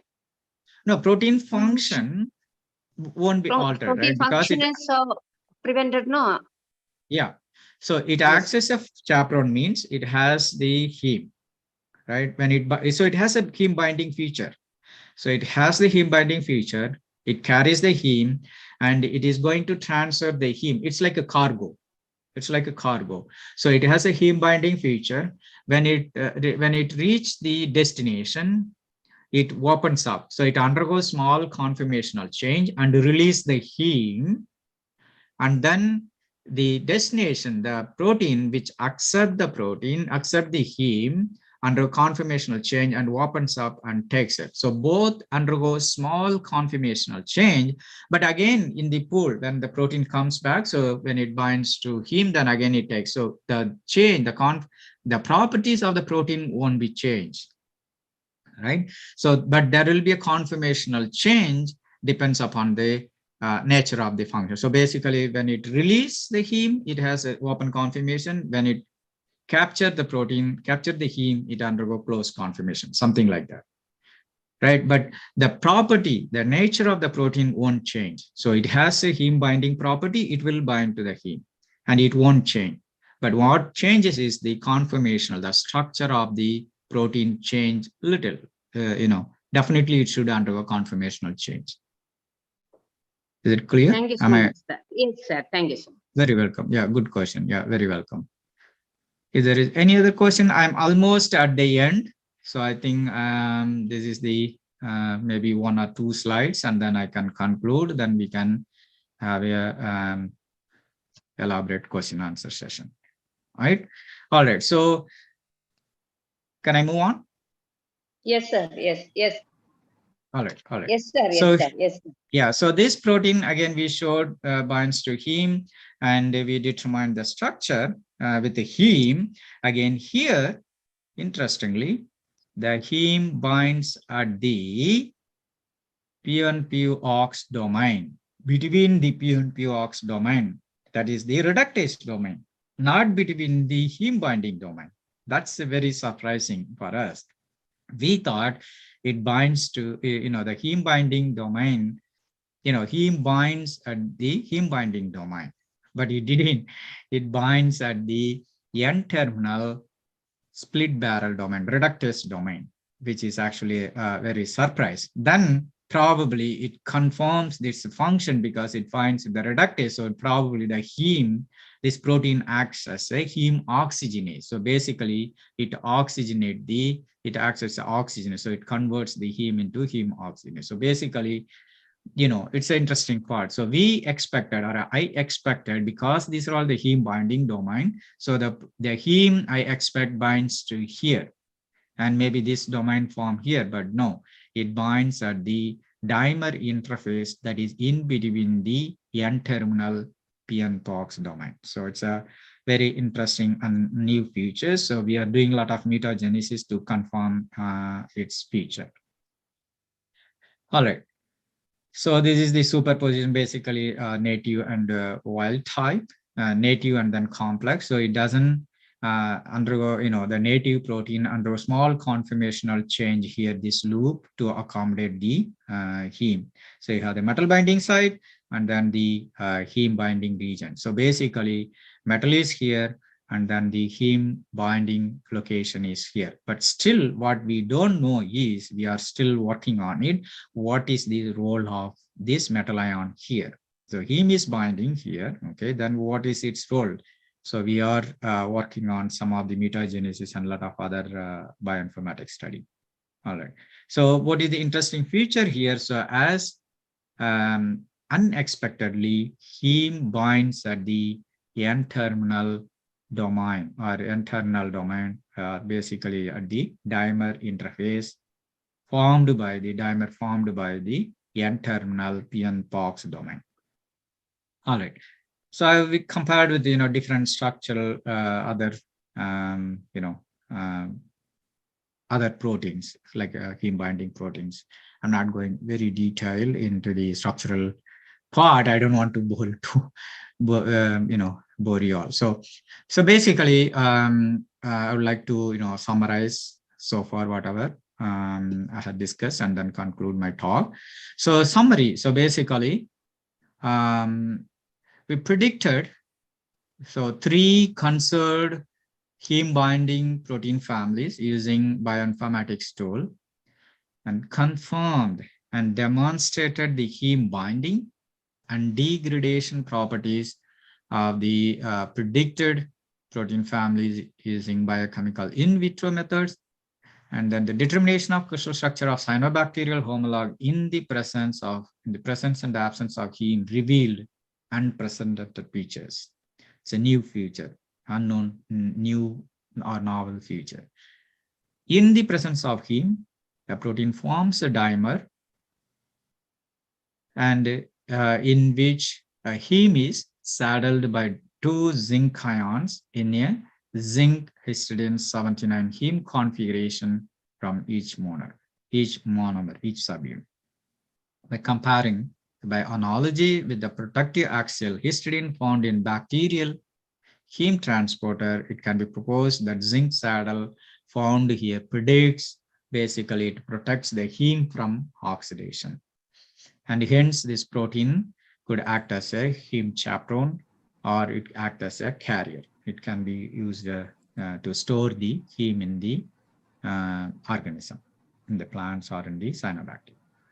And then determination of the crystal structure of poplar is a plant bioenergy crop revealed a new metal binding site, a new metal binding and heme binding site. In the presence of metal binding site in between the redox domain of the dimer is novel, and still we are yet to elucidate the role of metal ion in this in the poplar. So finally, I would like to conclude the discovery of the family of novel heme oxidases and putative heme chaperones with this unique heme binding pattern provides new molecular and genomic insights into the evolution of heme regulation in photosynthetic organisms. So basically, these are all this information, and this information can be used. So we have the genomics data by genomics analysis, genomics data at the sequence level, and we know the information of this protein at the molecular level, means by function and how it how it works. So we can use those information to alter the plant at the system level to enhance the biomass production. But it is not that simple. It is a long process. We are doing a lot of plant work, like a phenotyping work, gene knockout, and then the field work. There are so many things are going on, but as a structural biologist, I am primarily focusing on the molecular level work. So finally, I would like to thank my team. It's called QSI team. Kristin Blaby, she's a manager of the entire team. And my colleagues, Nicholas, Cassandra, Among, Dimru, Timothy, Aditi, Chun. And our funding agency is US Department of Energy, Scientific Focus Area Center. And collaborating institutions are Cold Spring Harbor Laboratory, Oregon National Laboratory, and University of Wisconsin, Madison. And thank you very much for your attention, and thank you very much for your opportunity. It's a great pleasure again meeting you all. So now I'm open to have any questions, please. Thank you. Thank you very much. For your wonderful explanation on proteins. Participants, you can unmute your mic and you can ask your questions. Sir, very good morning, sir. Very good morning. Thank you very much, sir. Can you introduce yourself so that others also know, so that please? Yes, I am Dr. N. Mujaffar Kani, Assistant Professor of Chemistry, Jamal Muhammad College, Tiruchirappalli, sir. Good. Very glad to meet you. Thank you for having provided such a informative and intellectual session, sir. Thank you very much. I have one doubt. I am working in a polymer field. Is there any possibilities polymeric material adapt with docking studies? Sure, it's a good question. Definitely, it depends upon what polymer it is, right? Some of the polymers, definitely we can model. We can model and then we can do docking experiment. But it depends upon the polymer material. But some of the polymers cannot be docked, we cannot perform the molecular docking or the molecular modeling or the molecular simulation studies. But definitely there are certain polymers we can make use of it. So this type of a polymer highly consists with the electronegative atom like nitrogen, sulfur, and oxygen content type of polymer. That means condensed polymer. But the maximum of the level we have included with basic biological studies like antibacterial, antifungal studies we have involved. But and the next stage we are very doubt nature to enter into the docking studies. Right. So basically, may I know the molecular weight of the polymer, because it depends upon how big is the polymer. So there is a limitation in the molecular modeling studies. If the polymer is huge enough, then it may be hard, but definitely we can model if the polymer is that depends upon the molecular weight of the polymer. If you know the N size, so probably we can model it. Yes, sir. But it is around nearly 1,400 or 500 molecular weight. That means one monomeric unit, like number average and weight average molecular weight. So definitely, I think 1,000 and all is fine. For example, the proteins, what I am talking is about 10,000 Dalton, right? 50,000 Dalton. The second protein, the popular, is about 40 kilodalton, which means 40,000 Daltons. So we can basically, but the thing is, there are computational softwares are developed for the protein modeling and docking. But unfortunately, there is not enough or not many programs or computational programs are available to do the polymer modeling studies. But definitely, I think with the molecular range, as you said, we can do the modeling work. Sure, sir. But if it is possible, if we have any doubts or any other clarification, shall we contact you, sir? Yes, certainly. So I think I have mentioned in the previous slide, but I skipped that slide. So you can Google search my full name, Desikan Kumaran, Yes, and sir. definitely you can connect me through LinkedIn. I have the LinkedIn profile, so you can connect me there. Then I'm happy to help you. Sure, sir. Thank you for providing such opportunities, sir. Thank you. Glad to meet you. Good question. Thank you. Thank you, sir. Any other question, please? Please feel free to ask. No hesitation, no shy or anything. Just, we can have an open discussion. It's not going to be, please. I know, I understand you're all, chemistry. This is a little bit, structural biology, a lot of protein structures. I'm hoping that I am able to follow at least some. I'm not expecting 100%. I'm expecting some part of the, talk you able to follow or understand something. The idea is you get something new. That's the whole point. Yep. Any other question, please?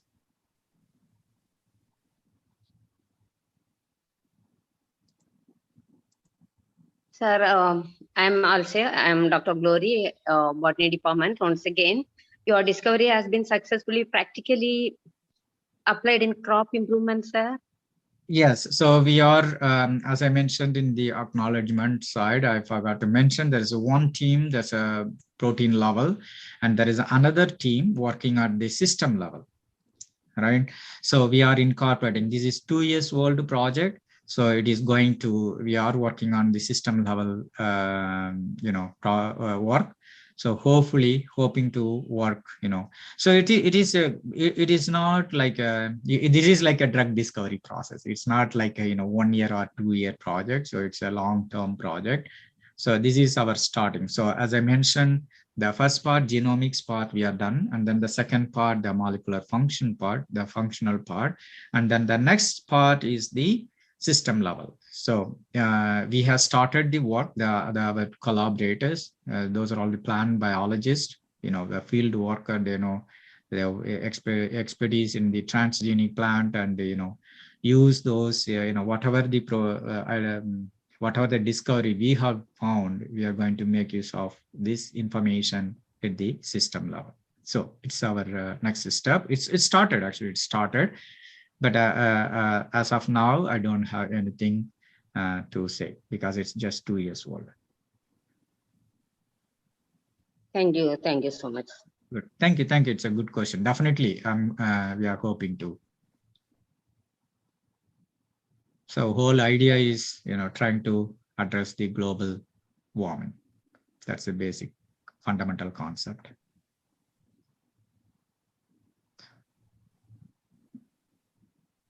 All right. Any other questions? Hello, sir. In this global climatic issue, it hit in every. In what direction your research work would be to tackle the climate change issue? So my direction, as I mentioned, the biomass production. So biomass production in the it's not it's not in a particular type of climate change. In general at the plant level, so basically how this protein level information can be integrated or can be used into the system level function to improve the biomass production. So that biomass production in general, it basically in general means it includes all the climatic changes, but not due to snow, due to the storms.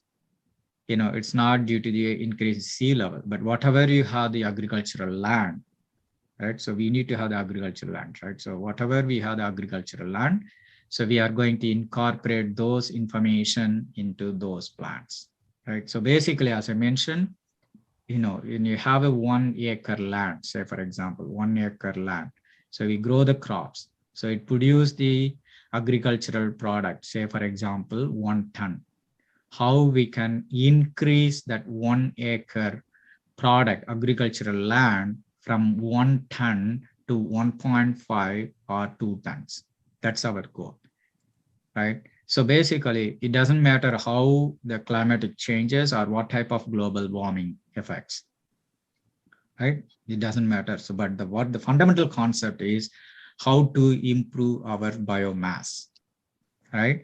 So by studying the plants, and number one, basically altering the basically studying the plants means by studying the plant, and then we have to modify the plant or improve the alter the plant to improve the biomass, to increase the biomass. At the same time, this study can be useful in the change the soil, types of soil, because the nutrients, you can increase the micronutrients like metals, so that it can transport it into the leaves in a better way, and then it can form, multiple formulation like a cofactors, and then it can be accumulated in the seed so that it can increase the biomass. Right. So that is my direction. So it is different effects. So, but ultimately, whatever the land we have, we should make use of it. We should use those land to improve our biomass production. Right? Especially in India, for example, we have a lot of drought places, like dry places, where, when we have rain, we can use that land for the farm, agriculture. When we don't have the rain, so that land is empty, right? We can't use anything. So how we can alter those soil, land? So basically how we can make it fertile. If there is any nutrient or any proteins, protein level, anything we can modify, those are all the stuffs we are studying. That's my direction. Thank you so much, sir. You're welcome. Am I explained your question? Am I explained some part? Yes, sir. But as far as I'm concerned, climate change prediction is yet to be done. A lot of mathematical predictions also failed to determine the climate in that time. Can we predict? Our research work should be always to particular crop improvement. Say, for example, you may modify a protein that way is that protein coding gene, you are mutating that gene coding for specific protein that may have some resistant against drought. Definitely. But when this at a time when we cannot predict the direction of the climate change, as you prescribed, now we in the equatorial climate we are receiving more rainfall compared to the yesteryear years. So when we do a research in getting plant and crop improvement by resisting high temperature may not be work out in the tropical countries. That's why my question is, under what prediction, climatic change prediction, your direction of things. Sometimes our discovery may not be conducive if you focus towards the equatorial climate, bringing drought resistant gene may not work at a tropical region. That's what I asked. But anyhow, coming to that. Sometimes this now the area receiving more rainfall may not get. So your direction of discovery will be suitable in that area, it seems. Of course. Thank you very much. Thank you very much. Thank you very much. Just a note. So as I see, so we are just one of them. So as I mentioned in the beginning, so Department of Energy US has a different field. The most important field, as you mentioned, climate changes.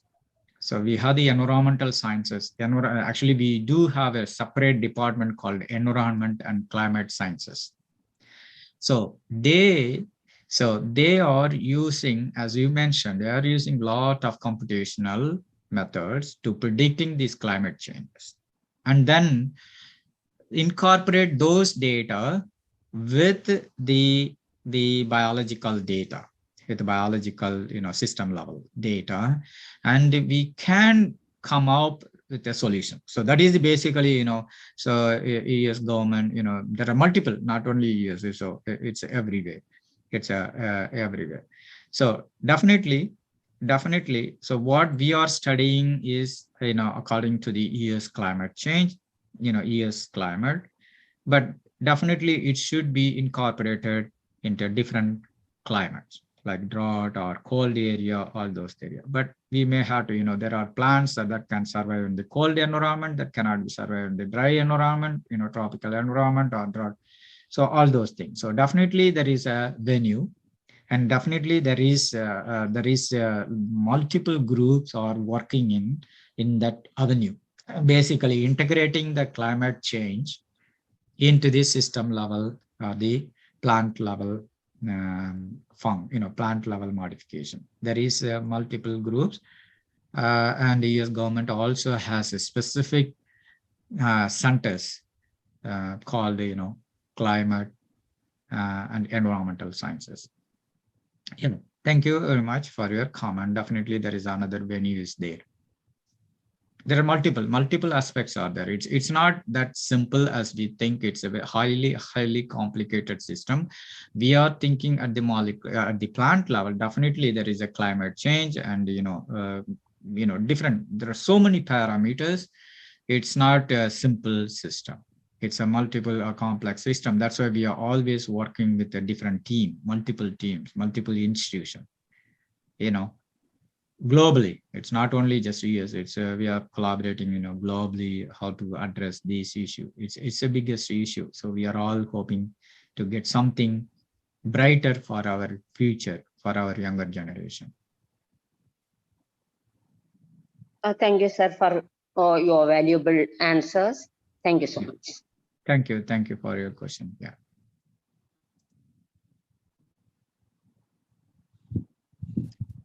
All right. Any other questions? If not, madam? Yes, sir, we will conclude. Now, I invite Dr. Marian Sophia, Assistant Professor of Chemistry, to propose the topics.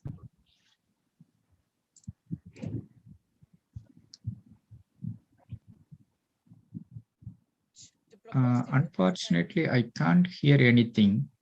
Is anything is going on? Oh, it's not audible. Divya, for us too, it is not audible, Divya. Can you hear me, ma'am?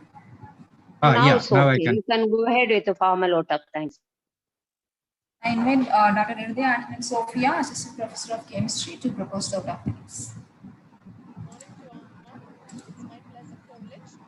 It's again gone back. Sorry for the Sophia ma'am, interruption. we are not hearing you, Sophia ma'am.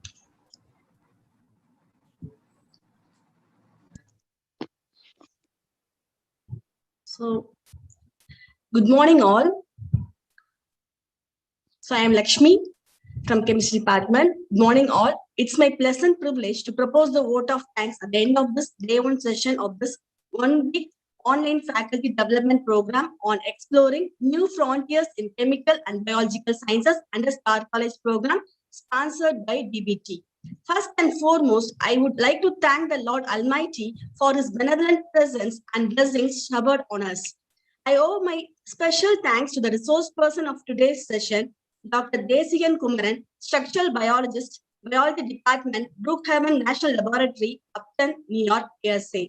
Thank you, sir, for sharing such a valuable information and your precious time with us and sharing your expertise regarding the new structural paradigm in heme binding proteins. Thank you so much, sir.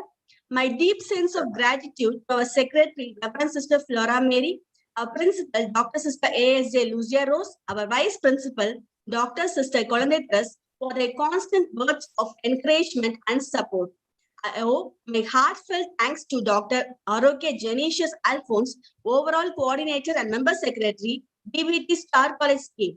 My special thanks to Ms. S. Rani J. Mary, Head, Department of Chemistry, and all the faculty members of the Department of Chemistry for their spirited teamwork in coherent execution of the program. Finally, I would thank all the professors gathered here on the online platform from various parts of Tamil Nadu and also from various states of India like Andhra Pradesh, Karnataka, Maharashtra, Telangana, Uttar Pradesh, and West Bengal. I thank the technical team for the YouTube streaming and Zoom platform. Once again, I thank one and all gathered in this online platform. Thank you all.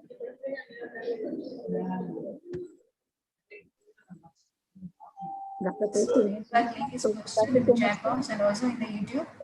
So fill it without any mistakes since the certificate will get generated automatically. And tomorrow's session is at 10 a.m. All right. Thank you, everyone. Can I take off? Yes, sir. Thank you so much, sir. All right. Thank you very much. It's a great pleasure meeting you all. Bye-bye. Have a nice day. Thank you, sir. Thank you, sir. Thank you. Bye-bye.